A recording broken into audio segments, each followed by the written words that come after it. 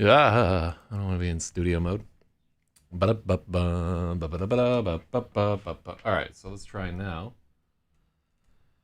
We gotta wait till Twitch is like fucking up on there. Am I on the right day? Is it supposed to be? Yeah, it's supposed to be day 47. And I'm trying to add sending data or whatever. Alright, well, let me start letting people know that this is going on. The other day, my nigga Dr. Dre came through with a gang of Tanqueray and a fat ass J of some bubonic chronic that made me choke. Damn, this ain't no joke. I had to back up off it and put my cup down. Tanqueray and ganja, yeah, I'm fucked up now. Alright, so we're at page 370 out of 655. And we're at 45 out of whatever chapters, and we're day 47.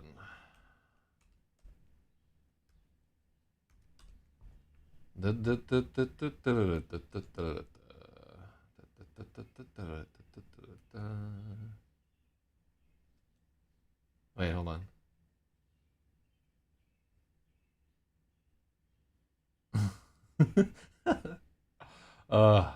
Somebody linked me one of the most Vsauce memes on the old 4chan, and I had to laugh. It's a funny fucking meme. All right, what do we got? I think I'm letting everybody know that need to know. Well, let me let Teens for Christ know. I never let these guys know that we're streaming. So we're on some new writing server for Twitch writers here. I'm gonna try linking the fucking. I'm gonna do two things. One, I'm gonna not link the show in the Real Politics Discord to see if certain undesirable individuals do not appear. Boom. Science fiction novel. Let me let my fucking show know. Let me let the JRE experience know. But yeah, I'm just trying to weed out a certain element. You know, you know what I'm saying? Oh shit! In Teens for Christ, the topic is DevOps, more like post-ops. Couldn't agree more. That's by Time Cop himself. What a fucking G. The topic in LRH is silence is consent, but I'll fucking go to war for my right to not give a shit. Really and truly. Silence is not consent. Oh no, it cuts off the follow your dreams thing when I do it in the whatever. Okay. So we got some accounting to do here. Hold on, I see a chat later. Remind me tomorrow. Where you at? Restream chat. So on restream.io, I see Spathy +2. Let's try again. So does that update Spiffywa?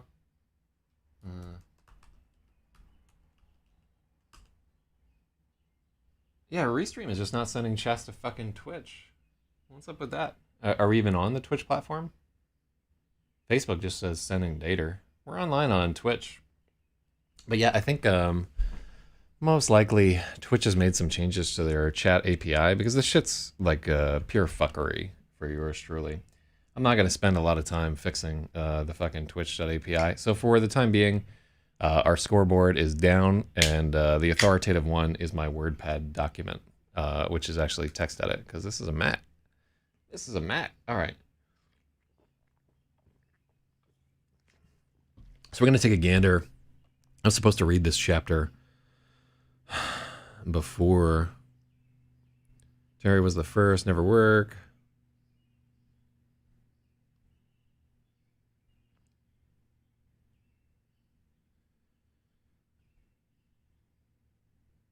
Okay, yeah, we gotta. What am I gonna call these fucking chapters where they're like fucking year. Let's just make that sound Europe. No, where we just fucking start at present tense and dip into past tense. I do it in every fucking book. Such a pain in the ass to fix. Okay, so we were editing this chapter yesterday. But we're gonna work on it anyway. It's chapter number 45, The Junkie Last Supper. Let me warm up a little bit here.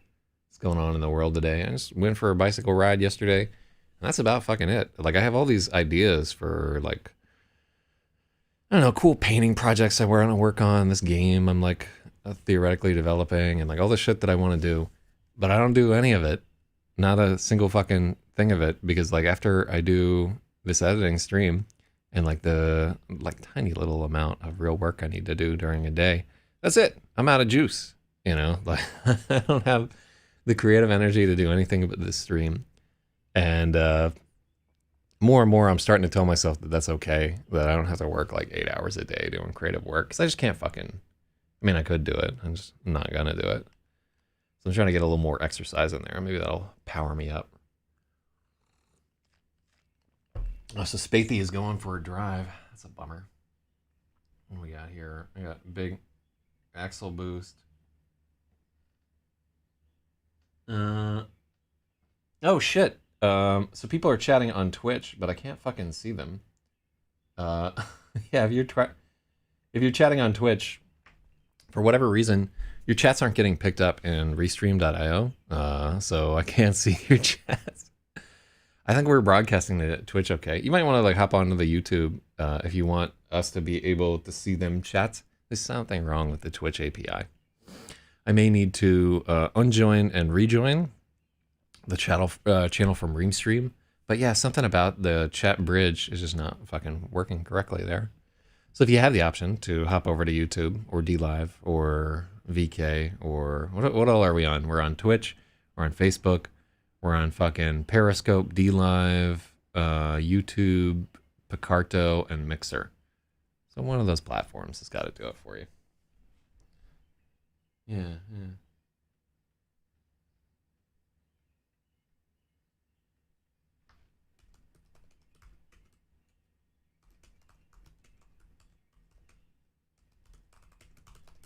Let me see. So I could log into the Twitch chat directly also, but it's got that double factor authentication in it. I'm just gonna fucking work on the chapter. Honestly, I wanna. Oh, hold up. Did somebody drop the my nickname?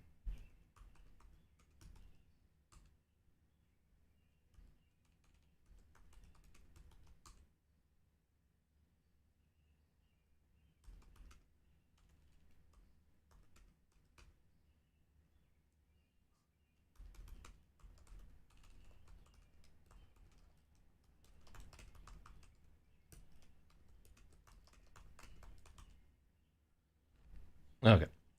So yeah, people are trying to steal my nickname, and I'm telling them that anybody who takes that name deserves what they gets. God damn. Let me see. Whatever. Oh, cool. Yeah, there you are. So I see Axel Boost was able to. Yeah, Axel Boost let me know that Twitch chat is fucked up there. Yeah, I've had that problem for a couple of days. You can see where it won't send the. Oh, weird. Weird, and they changed the framing of shit. Fucking. That's the thing about computer shit. It's like you set things up the way that you like, and then time and time again, nerds will fuck it up. I just guarantee it. Nerds will always fuck your shit up. It's like a law of nature. As soon as you get used to something, it's like, oh, time to roll out the new version. It's fucking make it so copy and paste is a different shortcut because it's more intuitive. And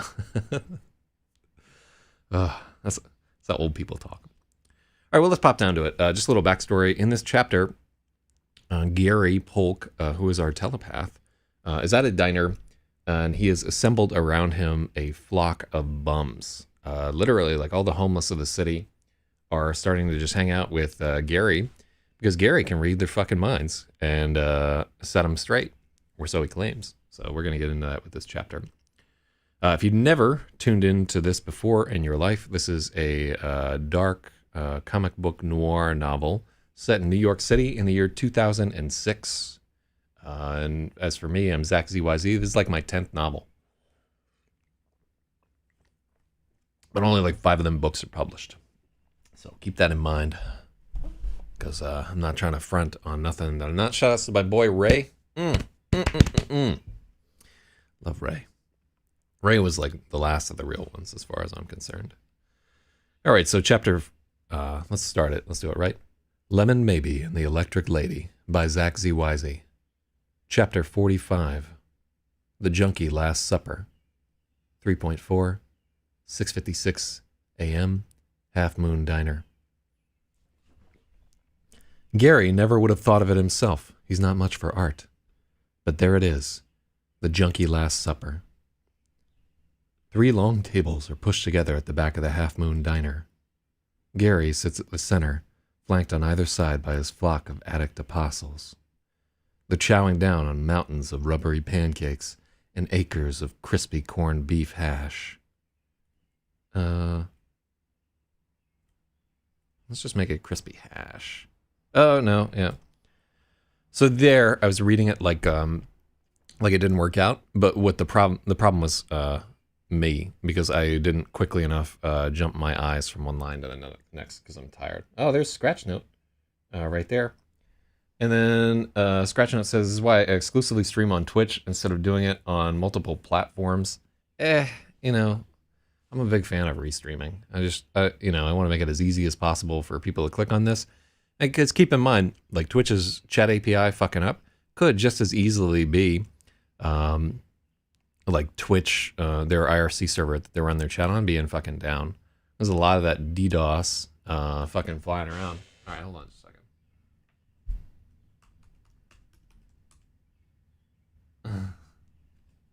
Somebody is DDoSing the people who stole my nickname on FNet. God. It's the Wild Wild West. That's what you get when you don't have no fucking spoof.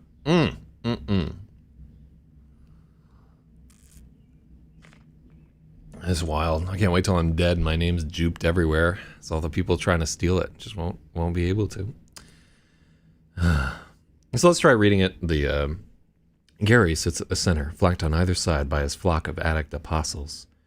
They're chowing down on mountains of rubbery pancakes and acres of crispy corned beef hash. Every bite gets drenched in Tabasco and washed down with sugary coffee. Something about recovery. They all crave sweets.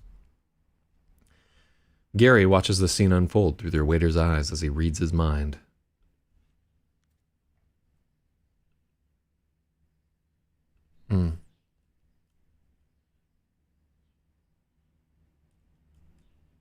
I don't like the way that tracks.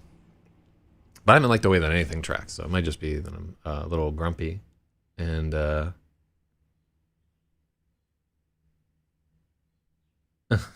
what if it's too... Yeah.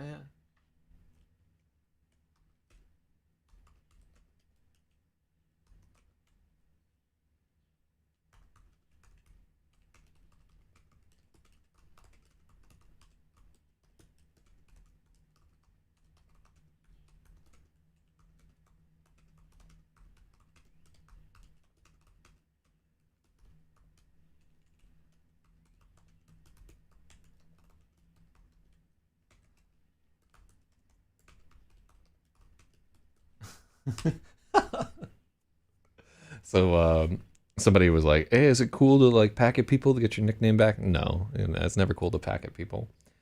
And I say, I don't care about a nick. Instead of packeting people, why not join Dark Mage in a ceremony celebrating evil? Quaffs Mountain Dew. Whoa. So that's only going to make sense to my folks. My clanmate and I in a game got DDoSed after we won against nobody. Yeah, everybody's had like their fucking experiences with DDoS. I run a radio show, so for a while people were DDoSing that shit. And then I had to change it up. So that's one of the reasons why I'm on YouTube instead of like a Shoutcast server and so forth, because some assholes like, hey, I'll DDoS their server. Won't that be cool? And I'm like, they'll be so mad. And we're not mad. We're just, oh, that's bullshit again. Fucking retard kids. And that's all that like you really get out of somebody. But a big thing about that is the illusion of power, right?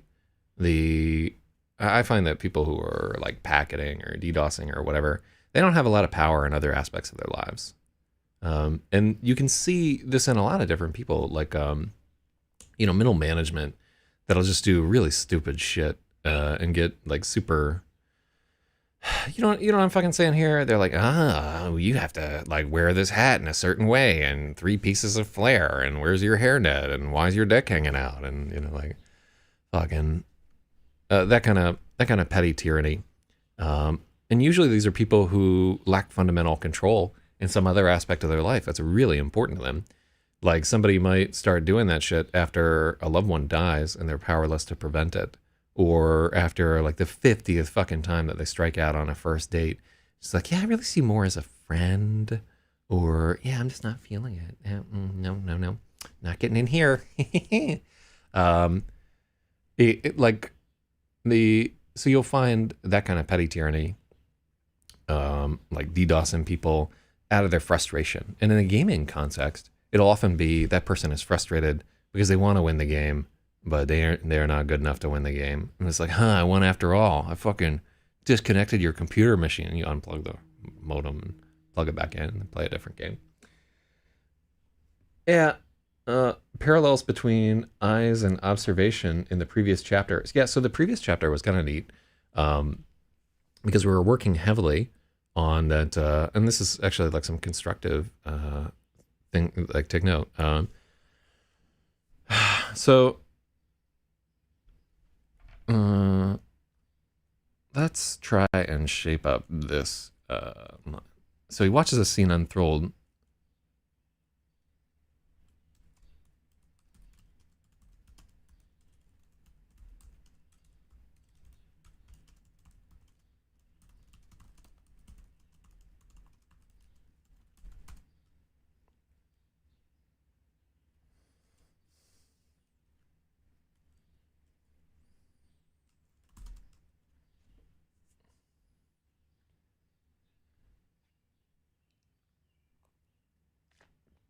$4:33 a.m. in the morning. Yeah, fucking do it. Who can stop you? Stream all day. Gary is reading their waiter's mind, watching the scene through his eyes.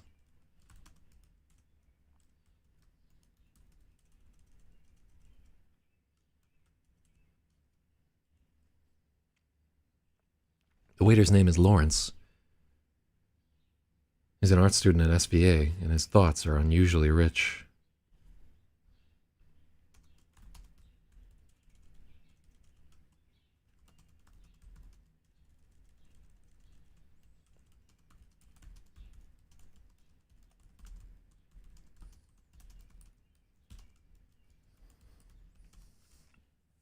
And his thoughts are unusually rich. He can look at a table full of bums and see Leonardo. Love it. Love it. I'm almost going to give him a hot fucking... Yeah, in fact, we're going to give Superhero. I thank Superhero here for putting us back on track with the editing and not me just blogging about nonsense. Lawrence doesn't mind one bit that his section is full of homeless men. He thinks it's hysterical. He's smirking at his own wit as he tops off coffee mugs. Which bum is going to sell Gary out for a bag of shekels? Who's going to spill the salt? So, at the time when I wrote this, which was probably closer to 2006 than it is to today, we probably started writing this there, poll on 4chan was not as big of a thing as it was. The idea of somebody saying the word shekels didn't have like all this baggage associated with it, where it's like, you know, like, it just wasn't fucking there. Shekels was like a weird word. It was like a quirky thing to say. Now, it's synonymous with this idea that Jews control the world, which I'm not trying to act like Jews controlling the world is a brand new meme, but it's certainly gained a lot of steam in recent years and been more on the level of a meme that other people will understand. And when we're writing popular fiction, which is intended to be, we have to be aware of what's going on in sort of the meme consciousness of the world, like how people will take certain things. And then we can ignore a lot of that, honestly, because by the time this is out, like, memes will have moved on. We just don't want to come across as, like, cliche or unintentionally super duper racist when I only mean to be, like, a little bit racist. Like, now most of that shit is, like, sliding off, and it's all, like, five head and wave and other nonsense. But, good God. All right, what do we got here? So, who's going to spill the salt? So spilling the salt thing, I only vaguely know that.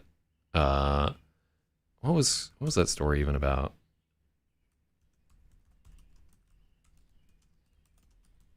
Who spilled the salt in the Last Supper?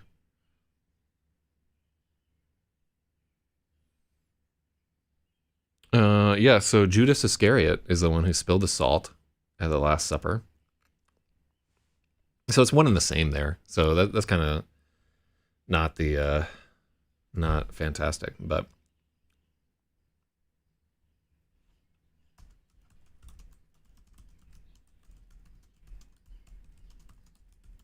yeah, let's make it that.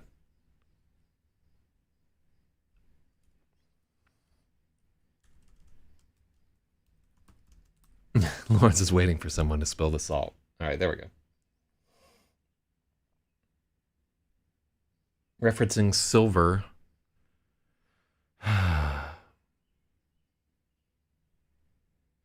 30 pieces of silver, I believe it was. I don't... let's try both. Which bum is going to sell Gary out? Which bum is going to sell Gary out for a bag of shekels? Were they shekels at the time? Yeah, they would have... No, they wouldn't have been fucking shekels at the time. They would have been like Roman... Yeah, what coins was Judas given? What are they fucking... 30 pieces of silver. So who would have been coining? For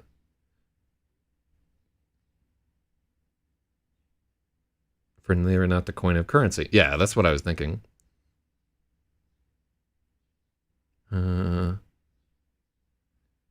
Good God. The amount of coinage under Augustus... A silver denarius was worth, let's see, 30 sestertii.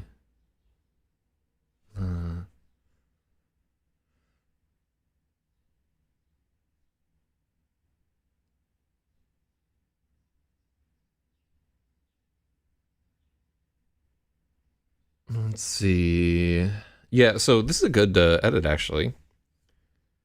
The exact date of his crucifixion is not known. Tiberius. So Tiberius would have been coining.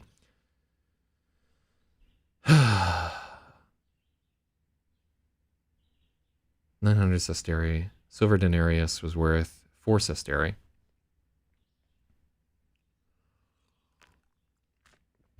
Yeah, so I guess in my mind, like I thought they would be shekels. Yeah. There we go. Which bum is going to sell Gary out for 30 pieces of silver? Lawrence is waiting for someone to spill the salt. Yeah, so just like a little fucking edit there. But actually, I'm going to give Superhero a point there. Because when I say like 30 shekels, like somebody can look at that and be like, this guy doesn't know what the fuck he's talking about. And in fact, like my religious education is very, very sparse. Like, I never went to church. All I really know is the tiny bit you need to know to write science fiction, which is not a lot. Because you just reference a bunch of stuff. But yeah, like I have zero background in it, so it's easy to deduce that I'm a dunce. And so yeah, I'm glad that we fixed that tiny little.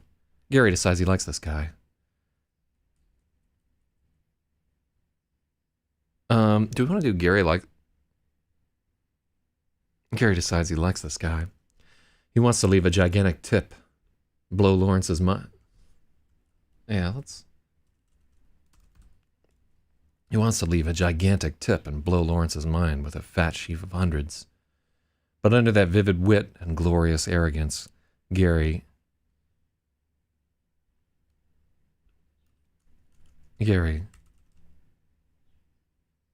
under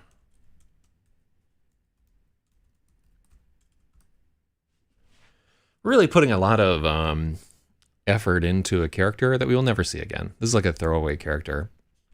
I think in writing is one of the in Russian stories is where you'll see a lot of this.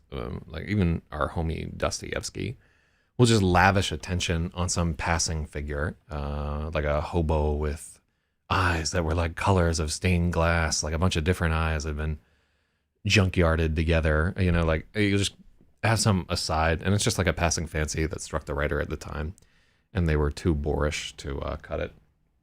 So here we're doing kind of the same thing with Lawrence. Probably if I were an editor, I would trim out some of this Lawrence. Yeah. Gary senses a threat of self-destruction. A big windfall might be the death.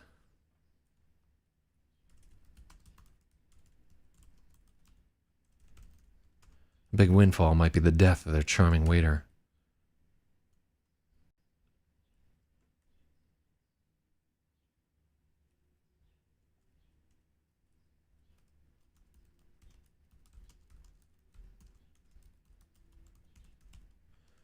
Gary has seen it. Yeah. A big windfall might be the death of their charming waiter.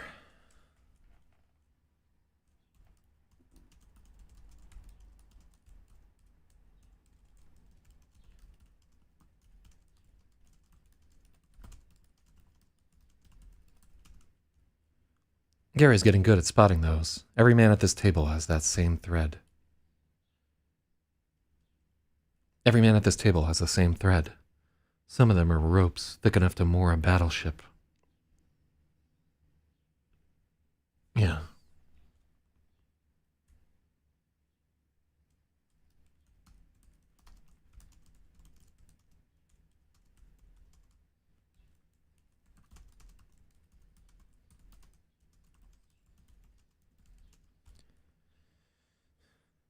Tell him to spend it on paint. Gary decides he's going to slip Lawrence $100 at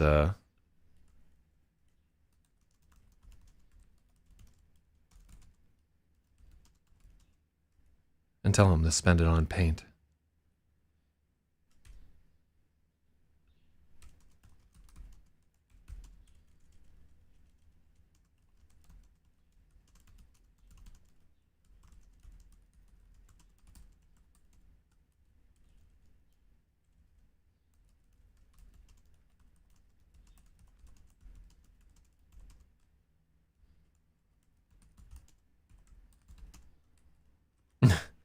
If he can nail the right amount of creepy and mysterious, maybe it won't all go up his nose. Maybe.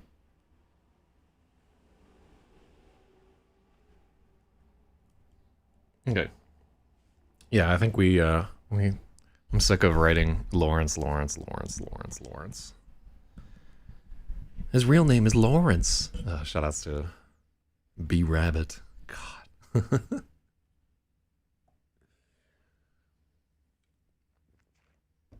Oh, it's gonna be a hot day. Yeah, we're not even into the difficult part of this whole thing yet. Believe you me.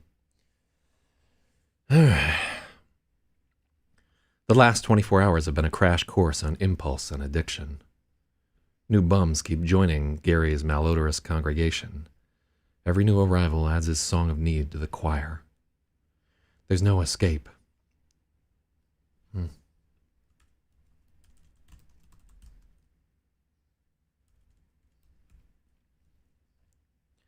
There's no escaping them. Gary is submerged in their lying, constipated, twitchy, aching, shaking spectrum. An unbelievable amount of discomfort and misery is concentrated in these men, and Gary feels it all, once removed. He's the eye at the center of a whole hurricane of hurt, a cyclone of fucked up lives and failure. He's been carrying these men inside him all day, suffering them. He's their shepherd. Okay. So, yeah, Gary is tuning up to be kind of our Christ figure here, but maybe not the only one there. I like the idea of him becoming a shepherd for the bums of the city. So our goals here are not to look away from I think a really common trope in literature used to take homeless people and like endow them with this basic sense of decency and goodness and so forth, and just kind of like turn their craziness into quirkiness and so forth. I don't want to do that with this book. I want to fixate on the fact that if you're homeless because you're bad at being a human being, right? Really and truly. And it might be through no fucking fault of your own, but usually it is your own fault. Like, usually you got mixed up in drugs pretty bad, and it eroded your mind to the point where you're crazy as fuck and can never escape. It's a pit. And a lot of these people have good reasons why they turn to like these drugs. Like some terrible fucking things have happened to them, things they can never let go of. But I just don't want to fucking Disney up these people. I want them to remain bums throughout this. So anytime you see a spot in this narrative where bums are too Disneyfied, we need to tone it down a notch, right? These are guys who like shuffle through the subway with literal shit in their pants because they're fucking crazy as hell for the most part. You know, I don't want to lose track of that. Whew. God damn. All right. So what do we have right here?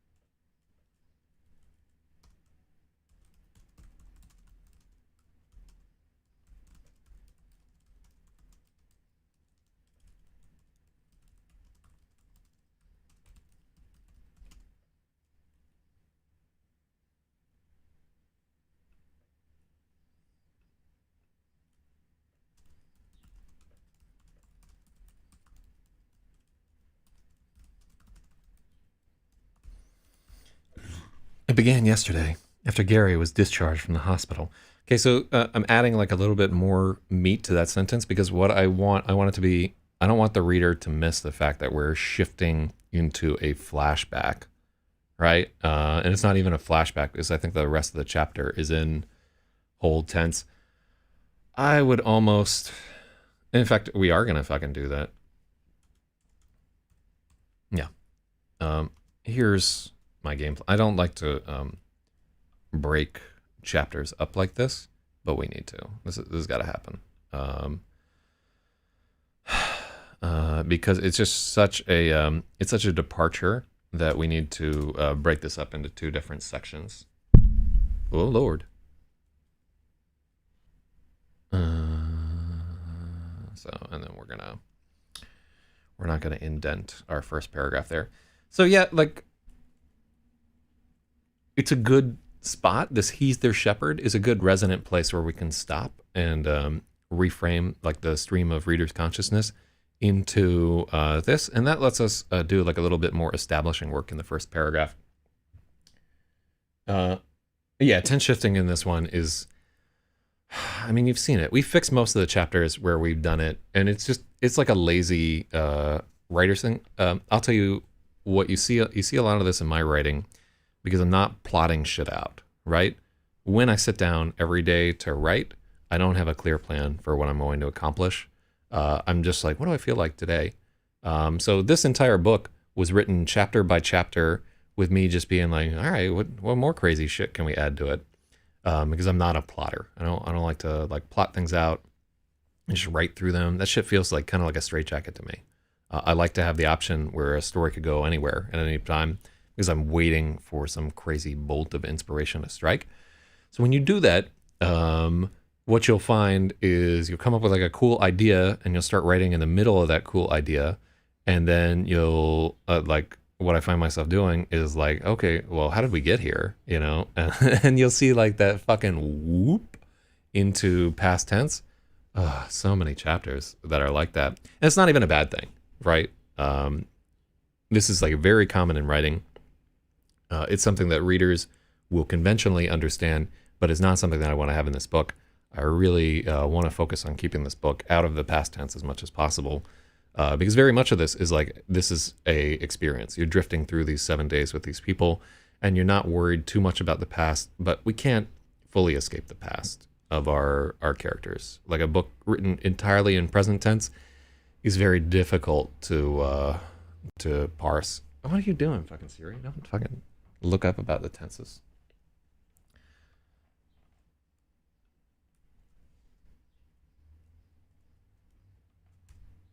Terry was the first.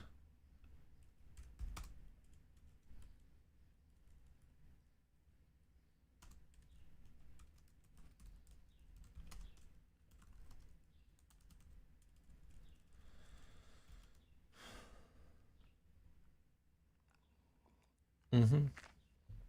Terry was the first disciple.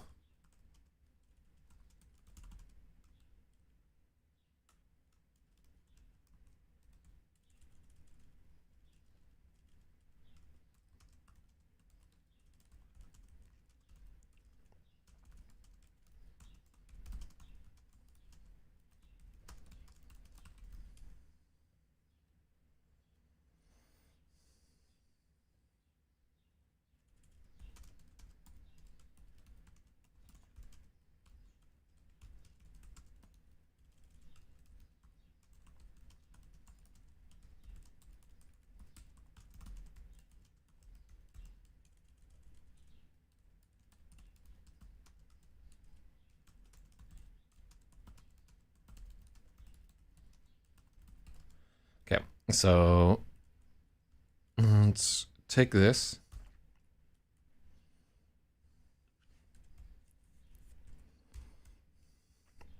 I want to be a better person. Yeah.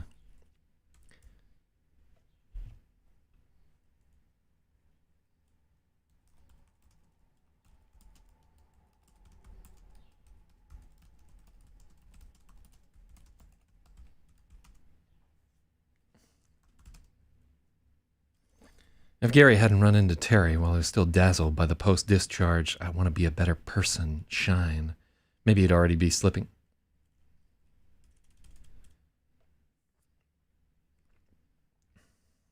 If Gary hadn't run into Terry,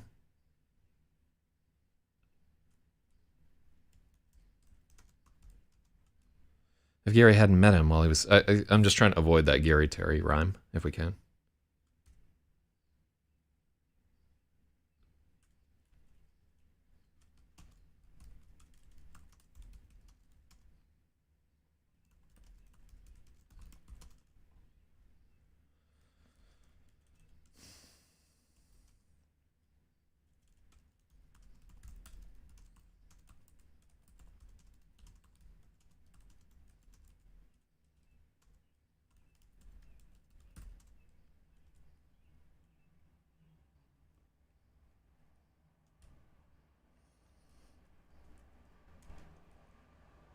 In the post-heart attack, I want to be a better person shine.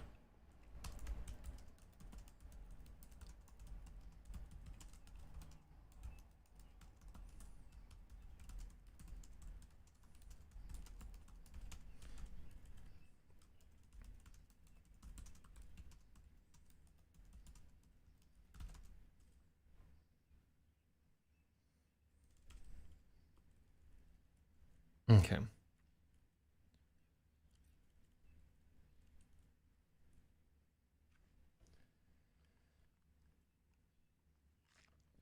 Yeah, I'm gonna fix the Rob a Drub Store thing. We're just rewriting. We're gonna be rewriting this entire chapter, basically.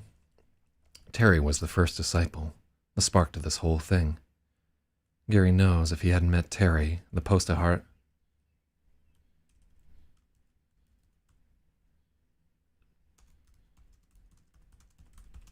he'd already be slipping back into his old ways.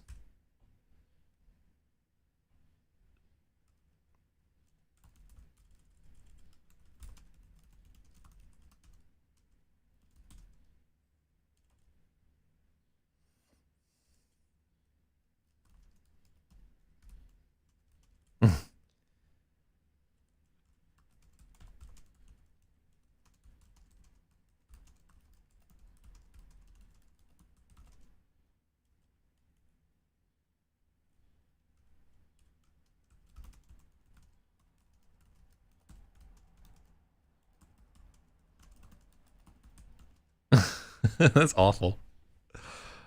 He'd already be slipping back into his own ways.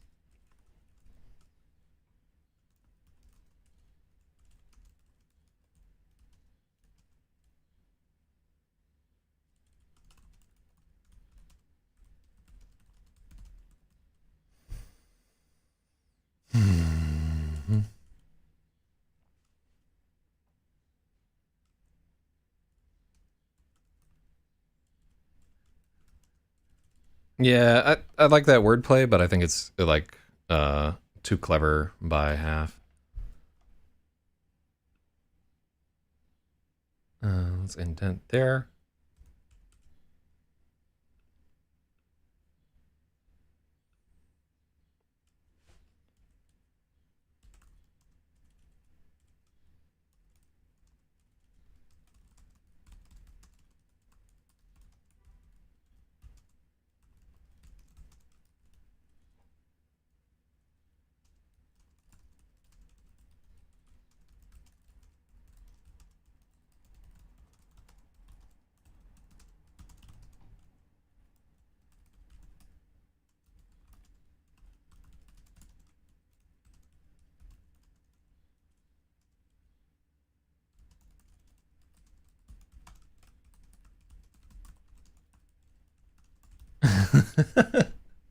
This shit doesn't actually work. I feel bad for talking shit on methadone. Hold on, let's see what the methadone success rate is like.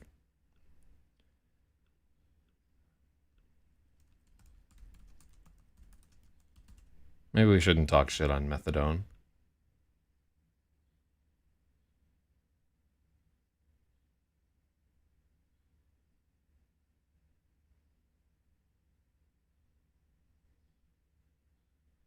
Okay, so it doesn't fucking work if you're not in rehab.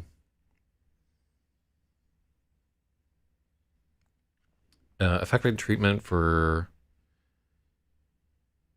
methadone maintenance. Controversial.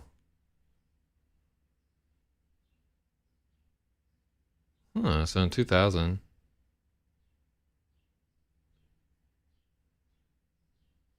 Here, let's take a look at this guy. A lot of this is old. Yeah.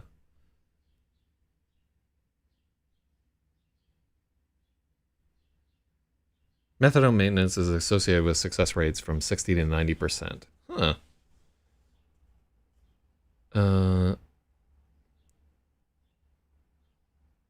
Detox is a 5 to 10% success rate? Wait a second. This is just like some random fucking blog. Mm-hmm.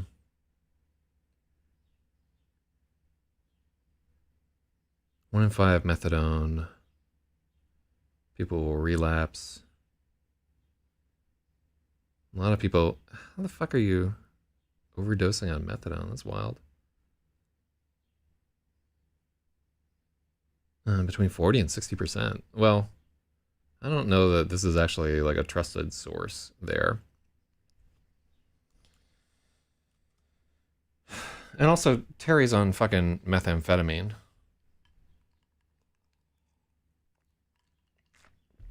For the most part, methadone isn't going to do fuck for him.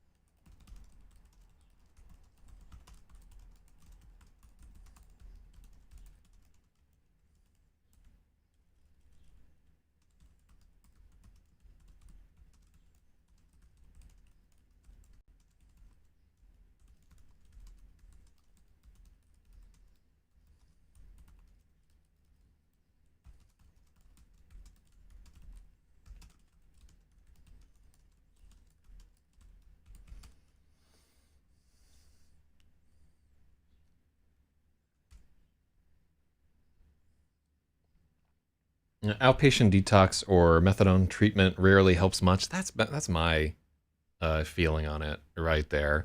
I just, and the reason why is like all the people I know who are like on that level of methadone, they're still straight up heroin addicts when it really comes down to it. You know, they're just, that's what they can get those particular mornings. But yeah, the only people I see who are like effective at kicking that heroin then just become like so brutally straight edge. Like they won't even fucking look at a drink or anything like that.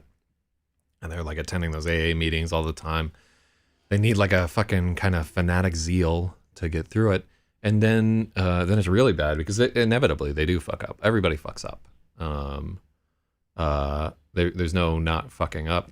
And that's what the real lure of AA, I think, is just having people who will like guide you through the process of fucking up and try to get you back on the right track. And like establish like some kind of sense of community and so forth. That's like a lot more helpful than like giving yourself up to a higher power or whatever pseudo mystical bullshit that they have right there. But yeah, like I've always, my experience has always been like that. No matter what you do, whether it's like fucking dieting or, you know, trying to stop locking yourself in your supervisor's closet, butt ass naked, eventually everybody's going to slip up. And it's what you do when you slip up that determines like how far along in recovery or abstinence or whatever that you're in. Ooh. But yeah, we talked to some guy who had been clean for like 5 or 6 years off of like cocaine and K-pens on my show the other night.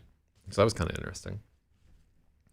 But yeah, this is not a world that I have a ton of experience in. Like I only know about this shit secondhand. I'm not gonna get whacked on heroin. You remember that one journalist who's like, I'm going to try heroin once to report on it, becomes a heroin addict. It's like, yeah, dummy. Why do you think, why do you think like people do it all the time? Because it's good. It's too good.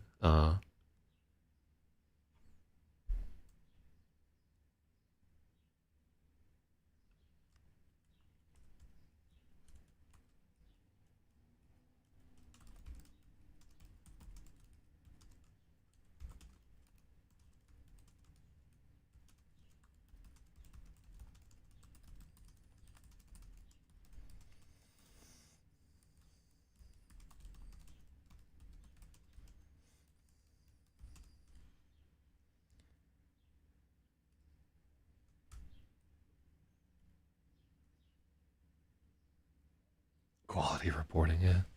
That'll never work, Gary told Al, a huge man with a busted nose and a bald head covered with a minefield of scars. Al had the look of a washed-up, wife-beating fighter.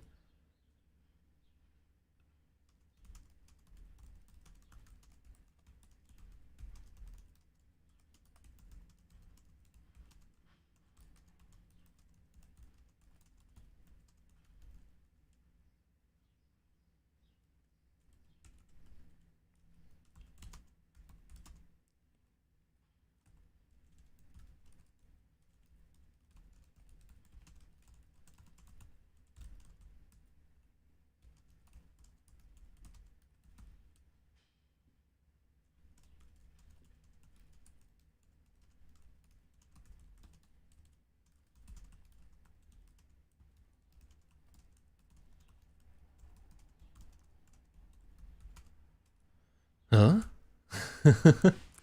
That'll never work, Gary told Al, a huge man with a busted...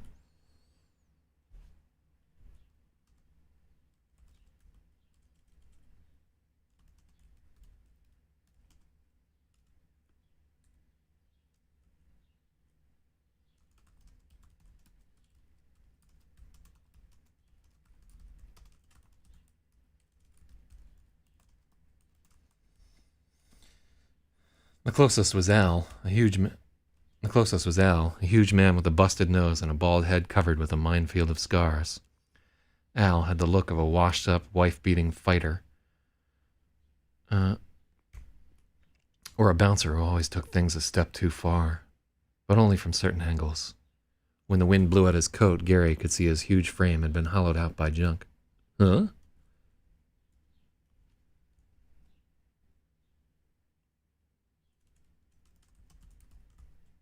The fuck? Al was perplexed by Gary.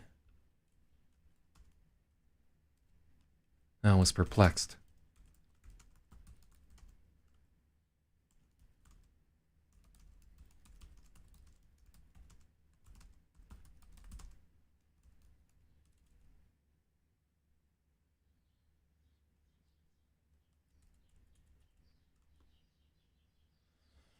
Mm-hmm.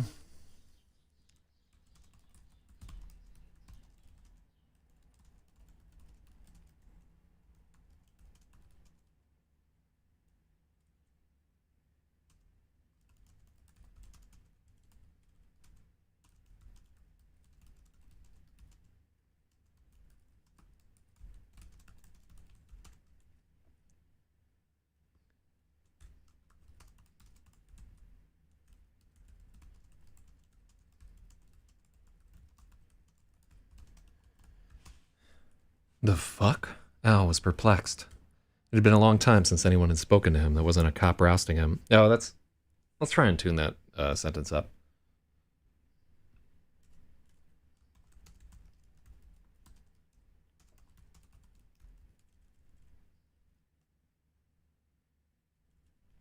Yeah.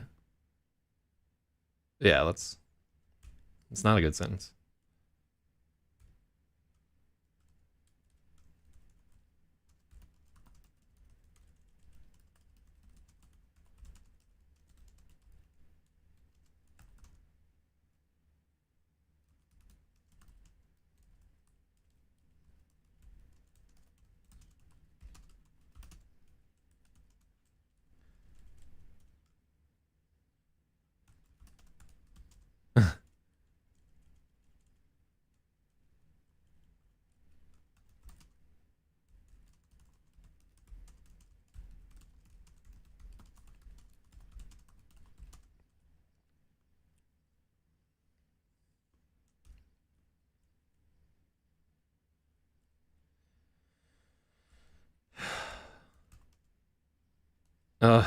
Fucking.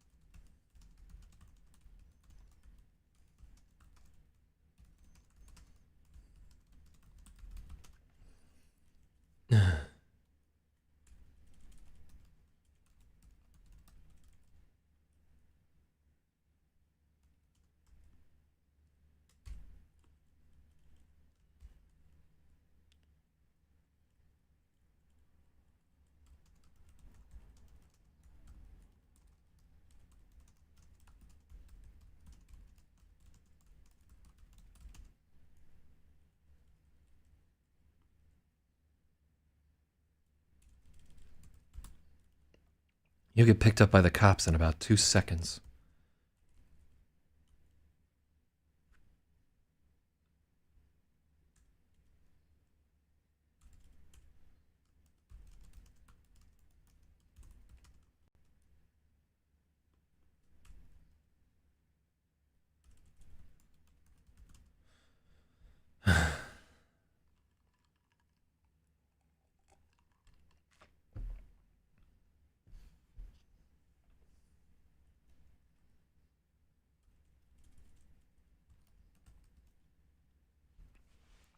Tell me the cashier doesn't have a finger on the silent alarm the moment you woke in the...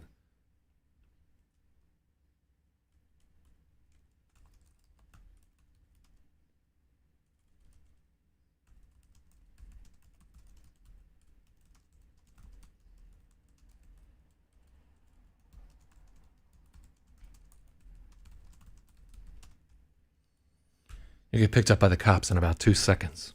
All right, so let's try that again. There's a police station on 17th Street. Gary presses on. Look at yourself. The cashier will have a finger on the silent alarm the moment you walk in the door. You get picked up by the cops in about 2 seconds.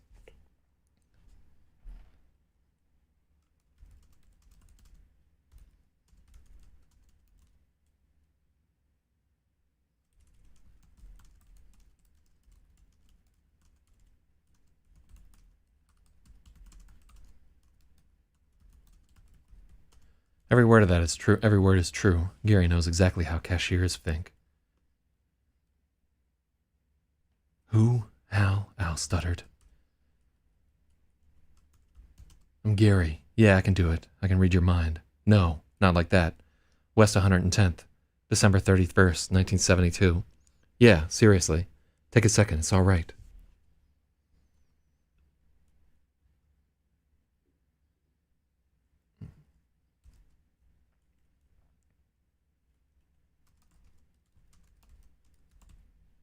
Take a second and calm down, it's all right. He can read my fucking mind.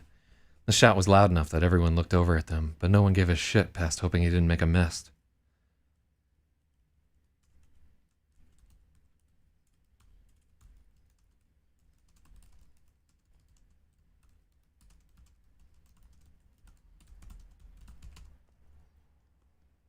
Yeah, but it's okay. God sent him, Terry said.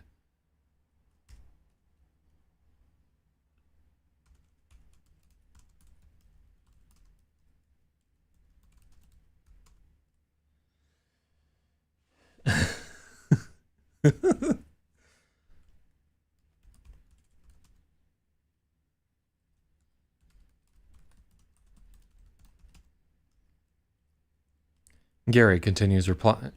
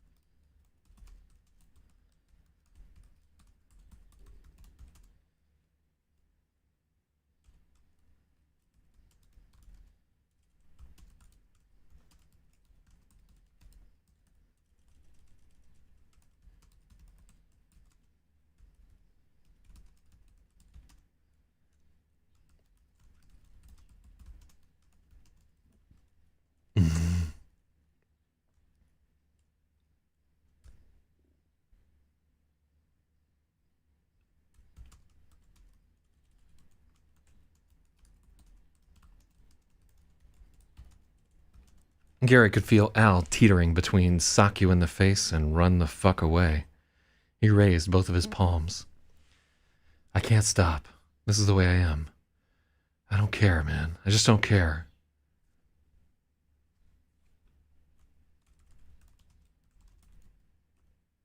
I don't care what you did. I just don't care. It's okay. Everyone does that.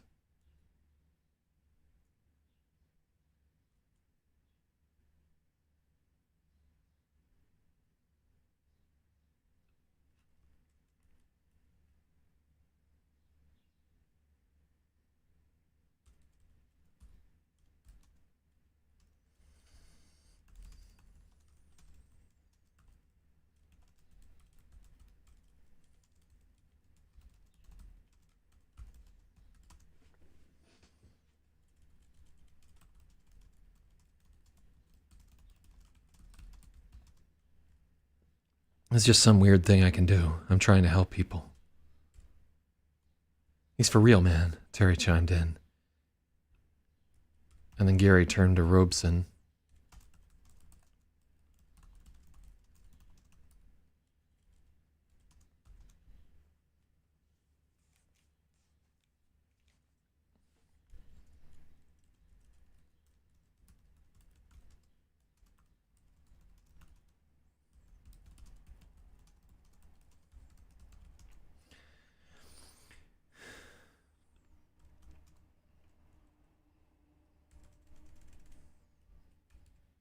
Gary turned to Robeson, who was watching them.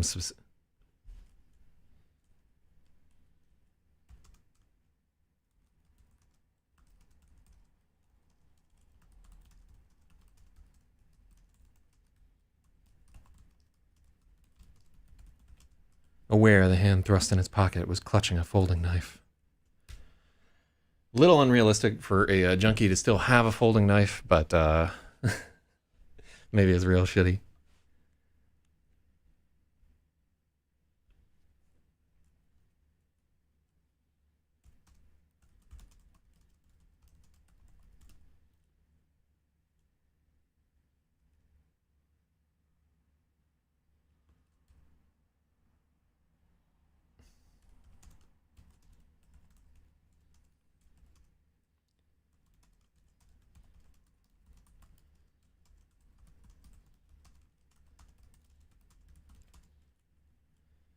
You left her there.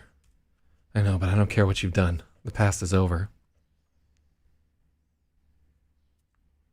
We have to describe...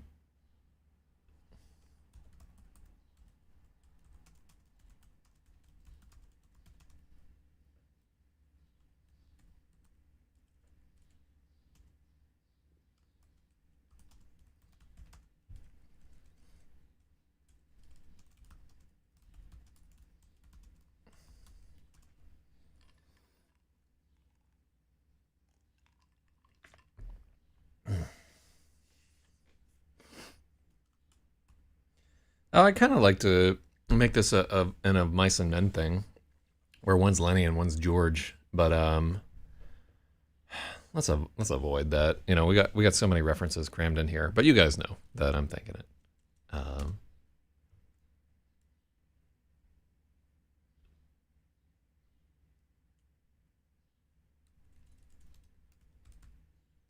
Robeson's a tiny Italian guy with dark, darting eyes.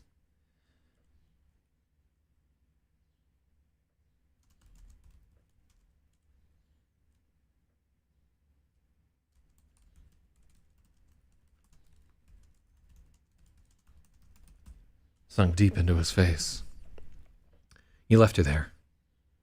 I know, but I don't care what you've done. The past is over.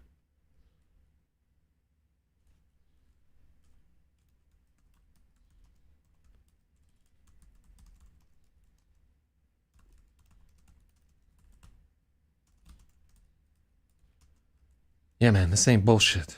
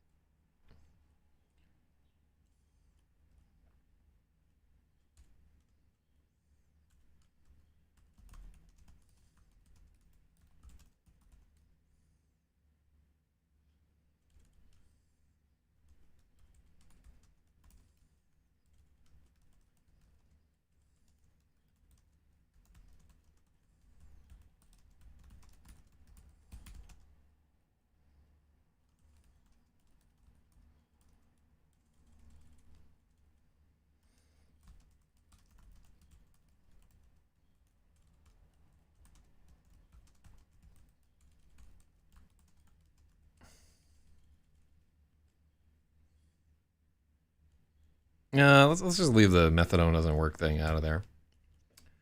I'm not qualified to say that.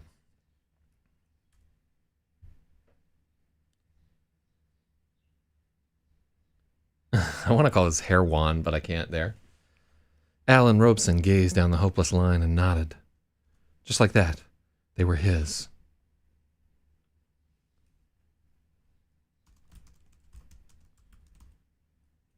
We're getting breakfast and I'm buying. You two want to come? Alan Robeson gazed down the hopeless line and nodded.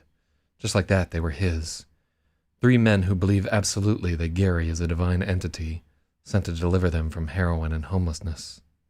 And who knows? Maybe they're right.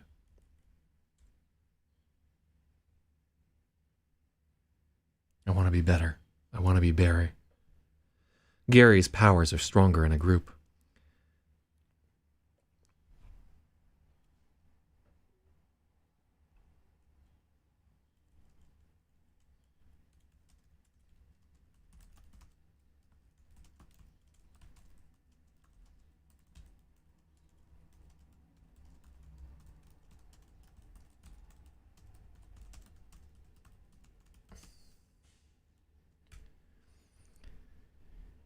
Gary's powers are stronger in a group because...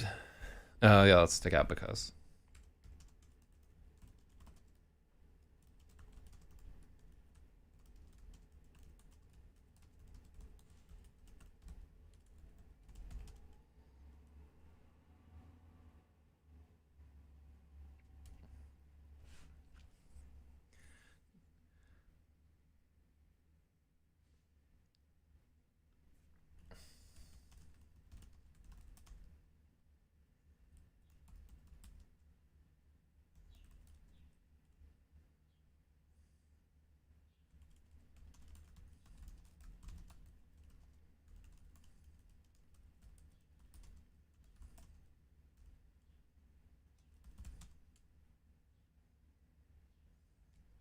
Mm-hmm.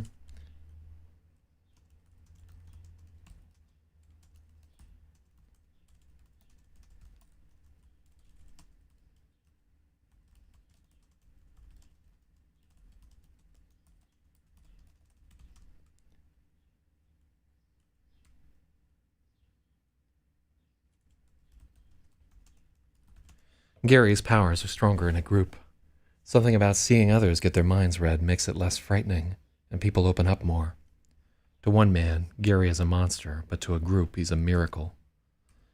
In the Half Moon Diner, over 2 orders of chocolate chip pancakes, a southwestern omelet, and a steak and eggs, Gary yeah, that's... Why do we have that list of things?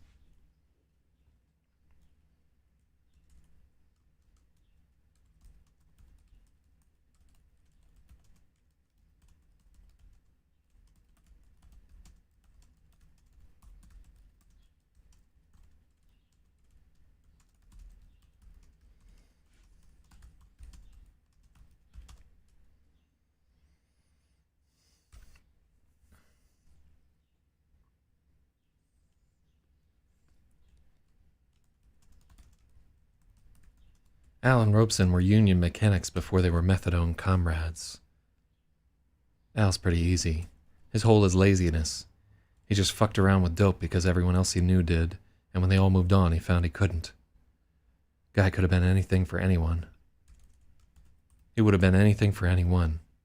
Robeson, though, there's a challenge. Now let's take out Italian guy.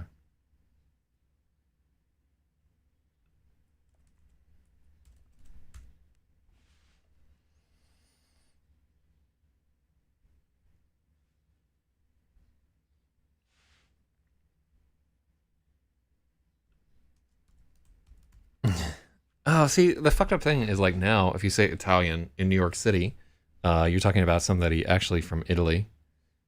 And Italian Americans is so fucking... I'll just say what neighborhood they're from. Yeah, let's just take out... There we go.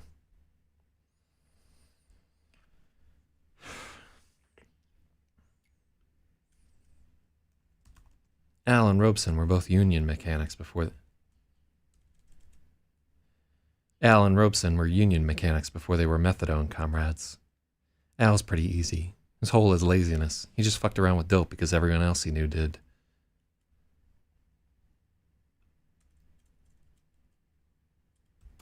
When they all moved on, he found he couldn't. He would have been anything for anyone. Robeson, though, there's a challenge.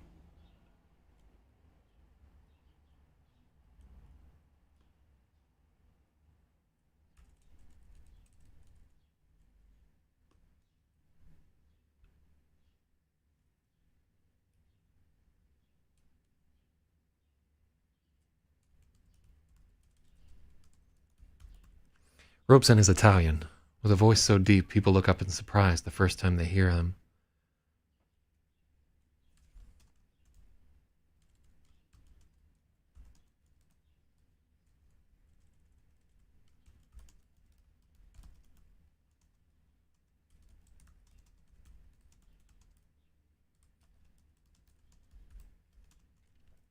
His hole is a daughter he hasn't seen in 10 years. Oh, that sounds like we're calling the daughter a hole.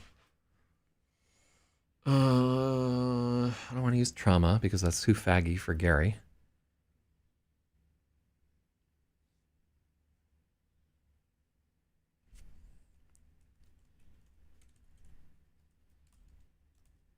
His wound is a daughter he hasn't seen in 10 years. See, that's the same thing. Yeah, yeah.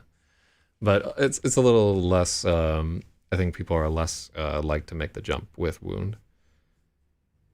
His wound is a daughter he hasn't seen in 10 years. Every day he thinks about the last time he saw her. He's gone over it so...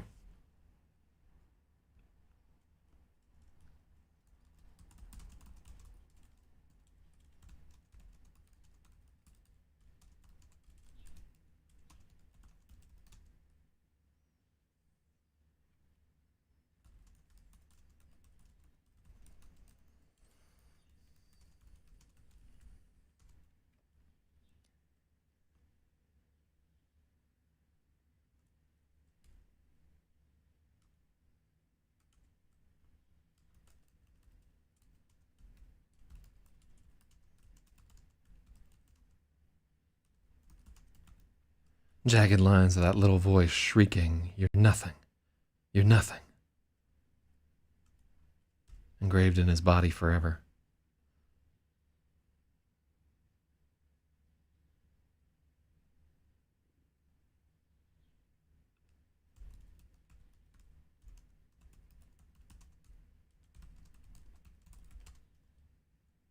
Permanently engraved.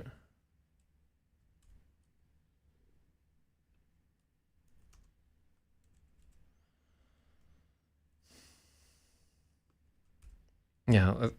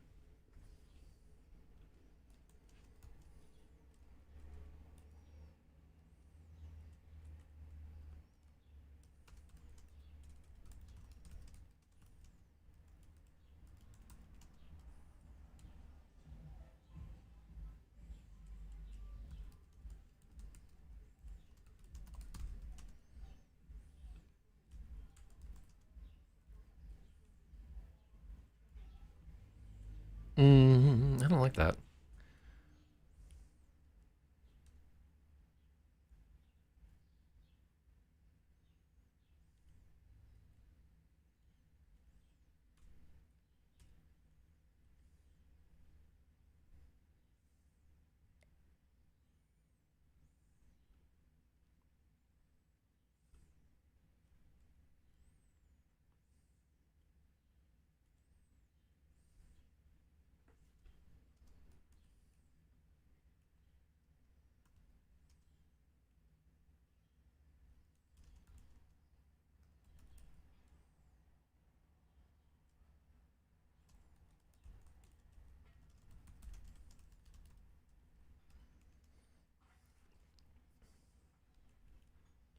Gary was stunned by the pain.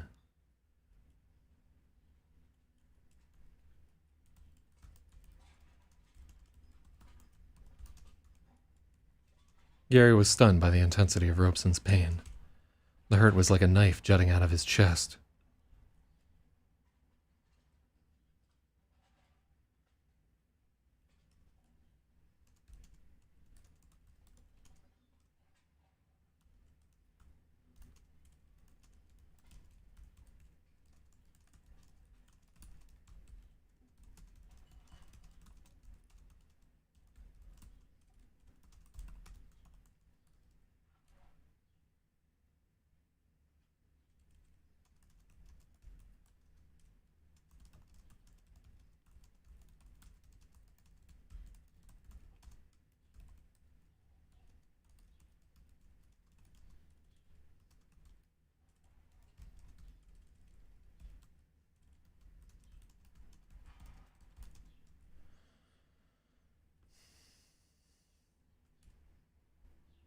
Robeson has carried the knife for so long, it's moved into the place where his spine used to be.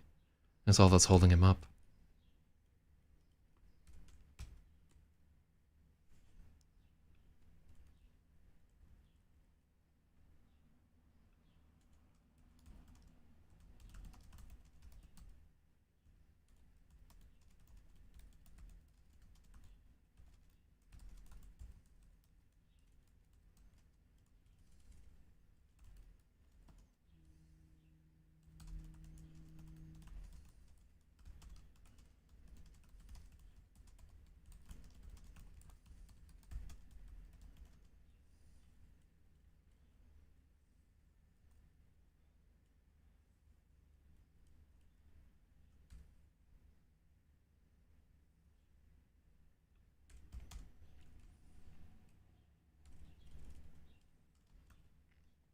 Gary bought them pancakes.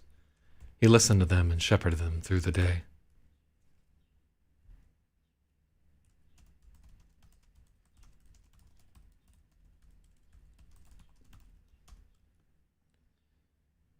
And spent the rest of the afternoon with them. He felt their need building to the critical point where they would normally switch gears and devote themselves full time to scoring some dope. He headed them off before they could do it, diverted their attention to something else.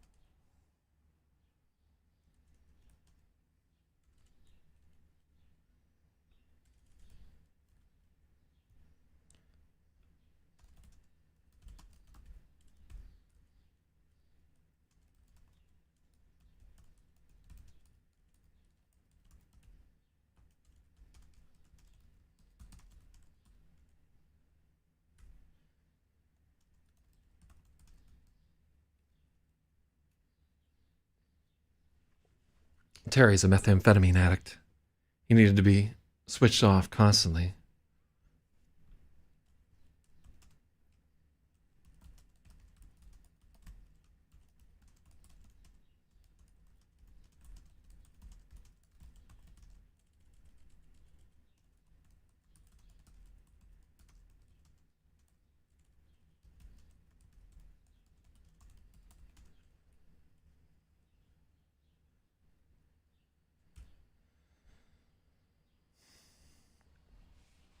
And Terry would light up.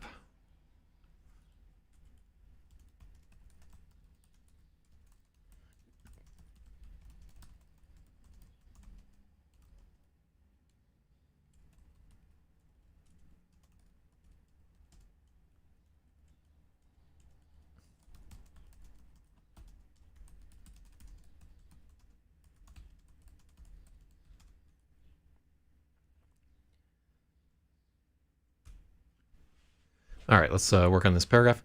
Al and Robeson are heroin guys. They mostly just suffered and felt sick. Terry's a methamphetamine addict. He needed to be switched off constantly. Over and over again, Gary had to pause in the middle of a sentence and feed him some encouraging words. Terry would light up, cast his eyes upward, and shove down his habit. Terry, who could never do anything for himself, can do this for the God he imagines Gary speaks for. Robeson needed to be dragged out of his pit once or twice an hour.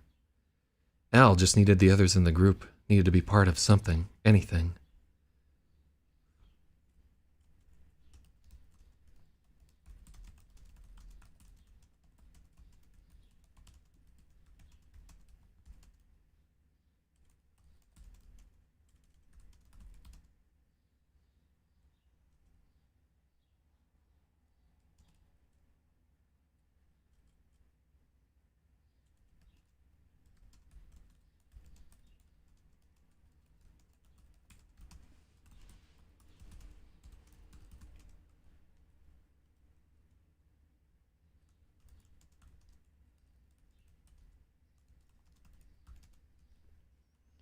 So he walked with them, making the circuit from park to park. They moved slow, Gary tapping along with his cane, stopping to catch his breath every 4 or 5 blocks.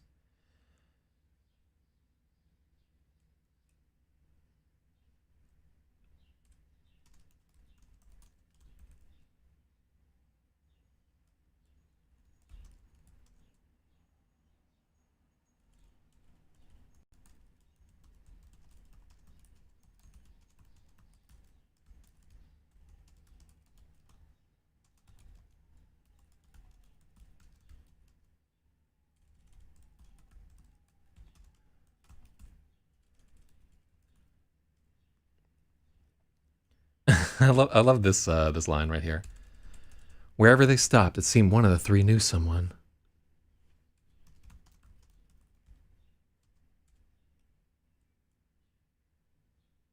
Man, you gotta see this guy.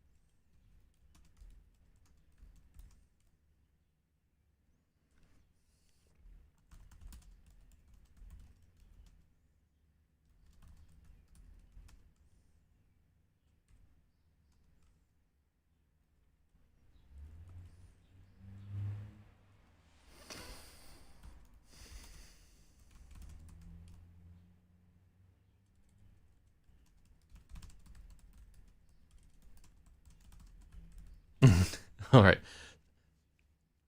They moved slow. Gary was struggling with his cane. He had to stop to catch his breath every 5 blocks. Let's make it a few blocks. He had to stop to catch his breath every few blocks.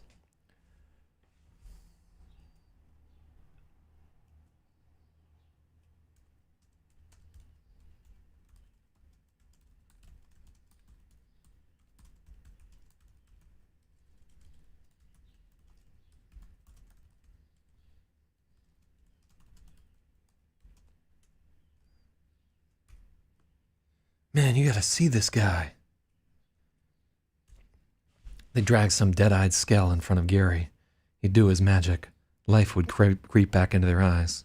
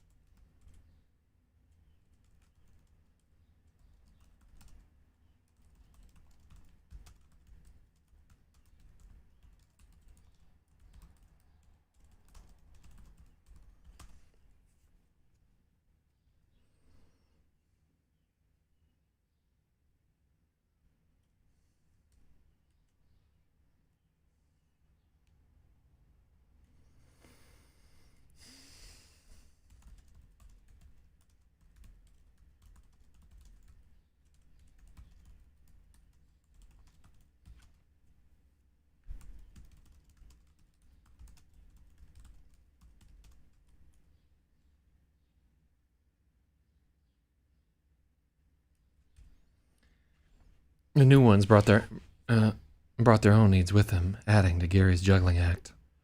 All this started off from wanting to help one guy, and he wound up encircled in a hedge of misery, a thicket of spindly, junky arms scratching and piercing, trying to get a piece of him.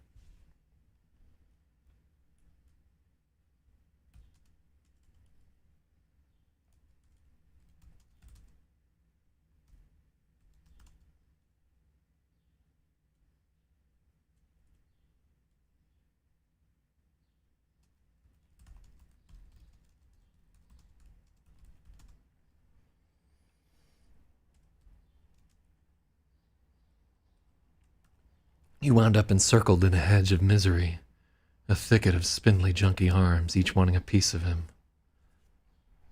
Raw, bleeding need, wearing the forms of men.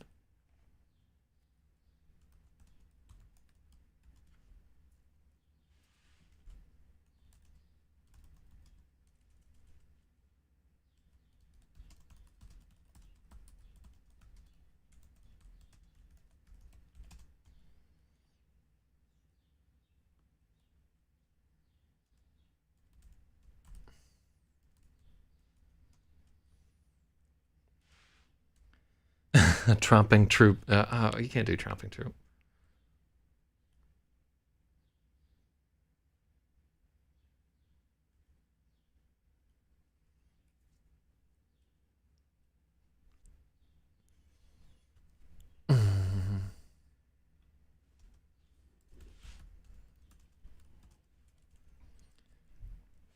By sunset, his initial 3 followers had become an entire platoon. A troop of the homeless and hopeless, raising eyebrows and wrinkling noses wherever they passed.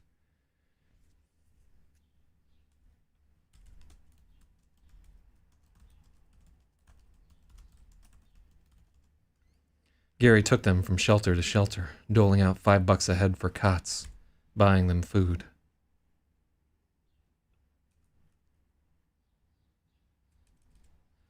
They didn't want to leave. They were sure they'd never see him again, no matter what he promised them.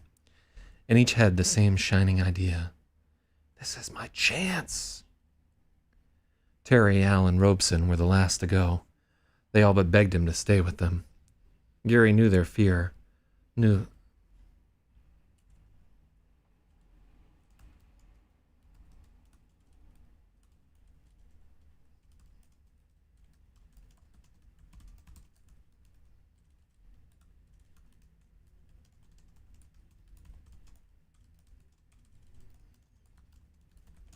But he couldn't take any more. His head was pounding so badly he could barely stand. He kept moving his head up to his face to make sure his nose wasn't bleeding.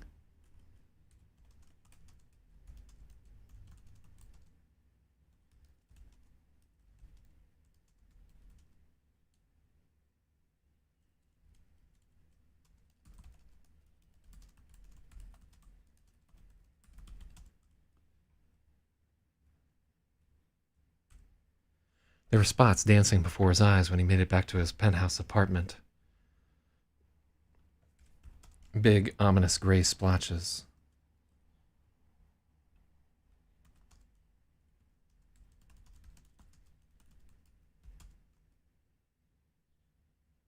He had to get tested.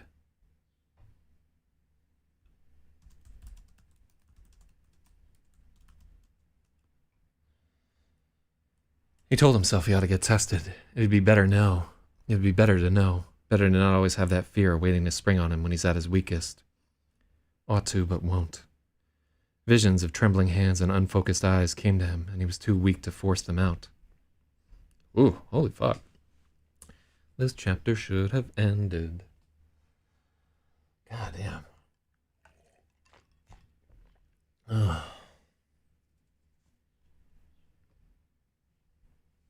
All right.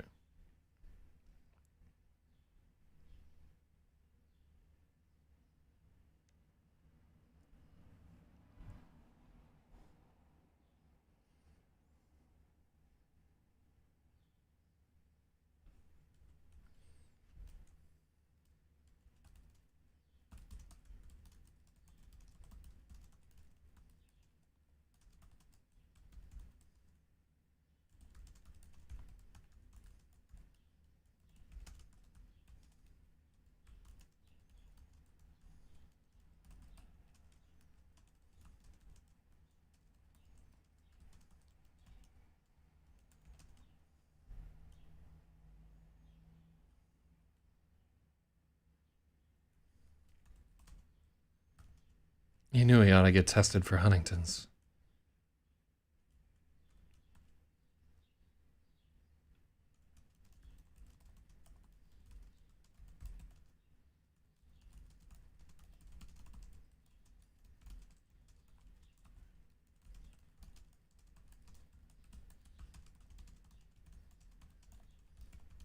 But he knew he wouldn't.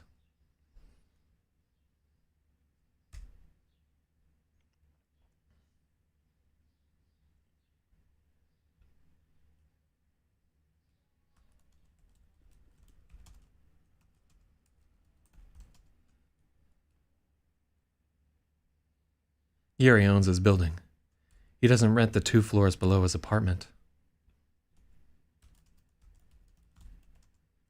He needs the buffer.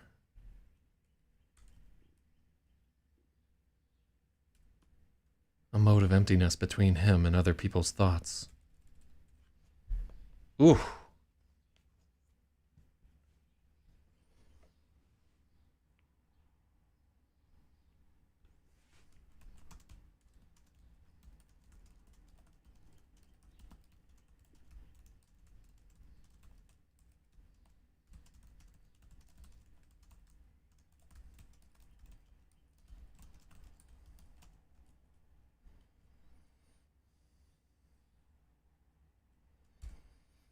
Today, he woke up at 5 a.m. laying in the doorway between his bathroom and the hallway.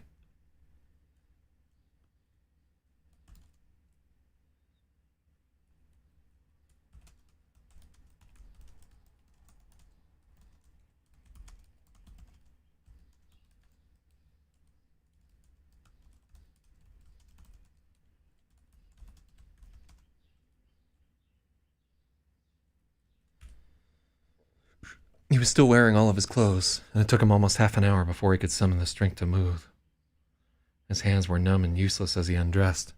He slumped into the shower and got in without waiting for the water to get hot.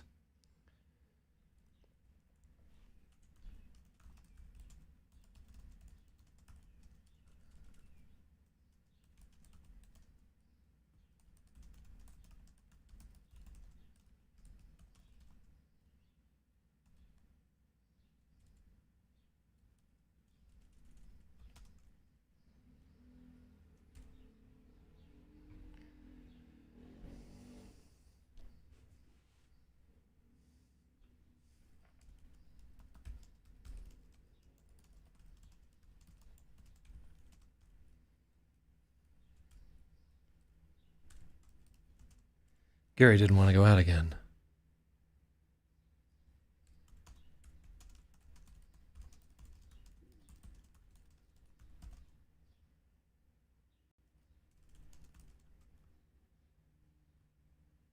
He didn't want to face those men and plunge back into their morass of black emotion and suffering.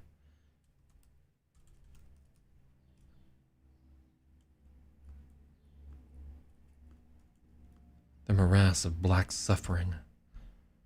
It would have been easy, too.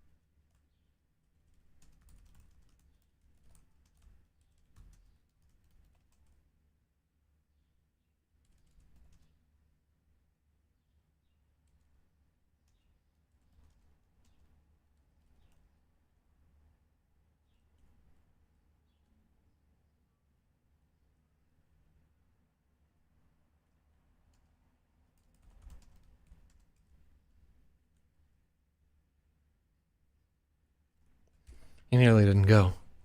Only the memory of the hospital pulled him back. The angels floating over him. I want to be better, Gary said, repeating the mantra again and again. I want to be better. By the time he got his clothes on and made it out the door, he'd said it over 1,000 times. When he got to the diner this morning at 6, the guys were all waiting for him. Some of them had been there for hours.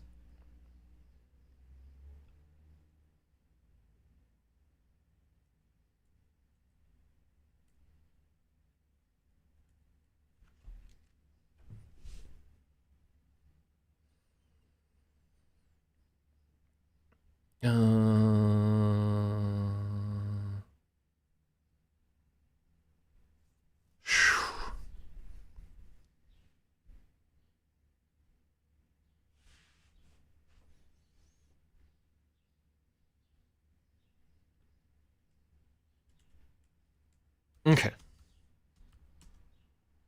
Cool. Got it. All right. Z. There we go. And then we'll... What the format? No, I don't want the fucking section. Oh God, how do I get out of the section?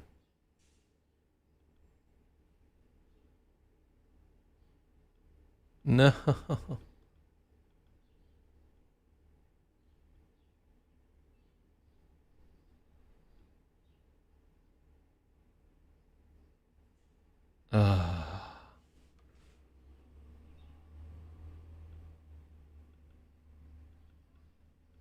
Oh, this is such bullshit. Yeah, I really need that to be back on the format section, not this fucking section thing.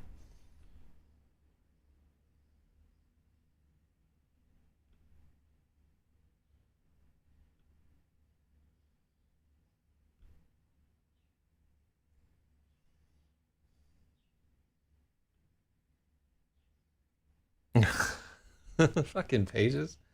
What are you doing to me?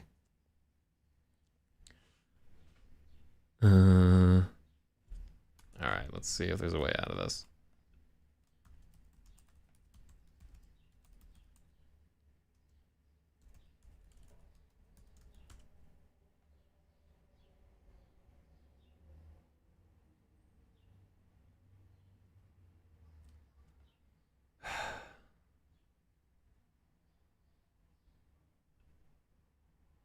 Information Week, because it's from fucking 2011.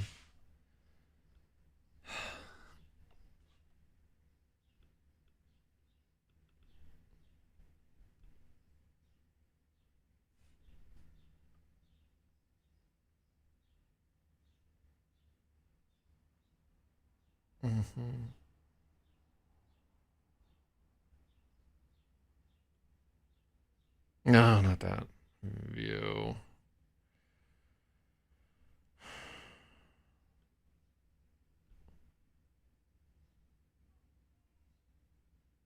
Oh, okay. So shift and then shift and then that thing. Okay. No. This is actually a huge fucking problem for me. This like brings the whole fucking works to a let's take a look.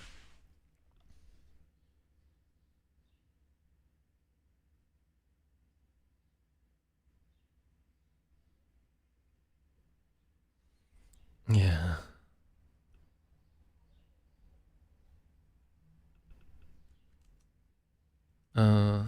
Pages.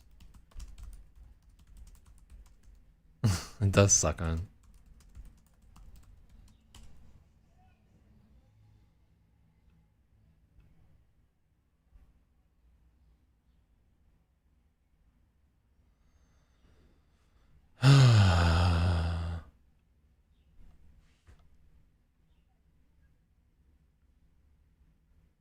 Oh, good. Early signs of hepatitis C. Option Command I. Okay.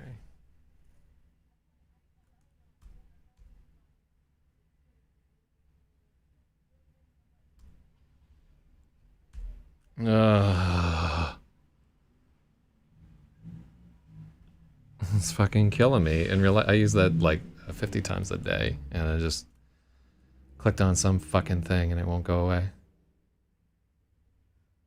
What is the... Okay, so we want to swap to text.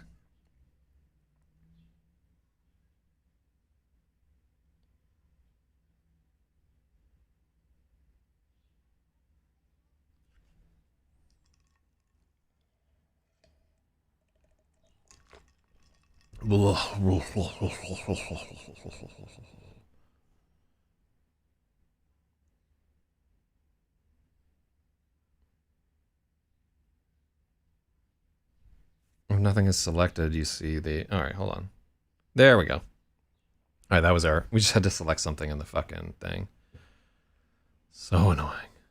Fuck me. Alright, that was driving me fucking batshit. I didn't like that one bit.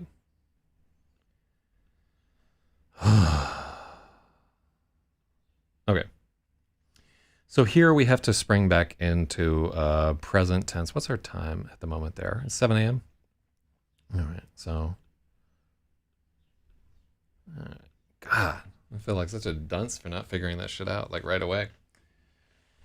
All right.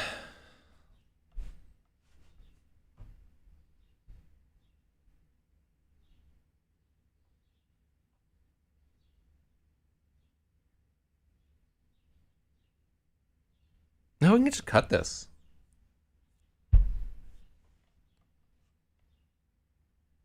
Lawrence the waiter.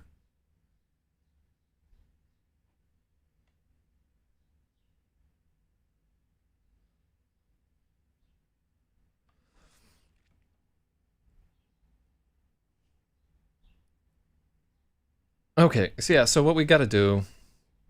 I'm actually going to stop editing here, just because like I'm hitting my fucking limit. It's getting hot out here too. But I think what we're going to do is rewrite that so it's in present tense, because it contains a lot of the mechanics of like how Gary is working on these people, and it's actually somewhat interesting and so forth. It just needs to be written in present tense. So yeah, we're gonna call it for the time being. But here, let me pop out and I'll see what time it is.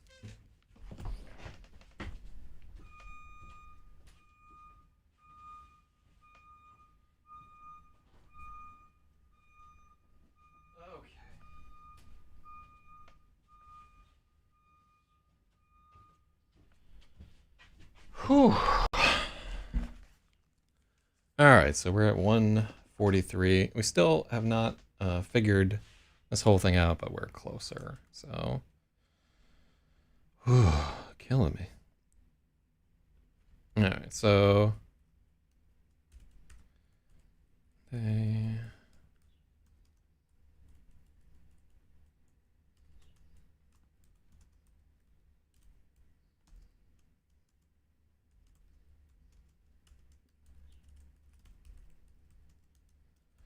Okay, and if I can find the energon in a second, I might come back to that. I might work on it a little bit off of stream right there because it's not super interesting. It's just making some cuts and then fixing some tenses.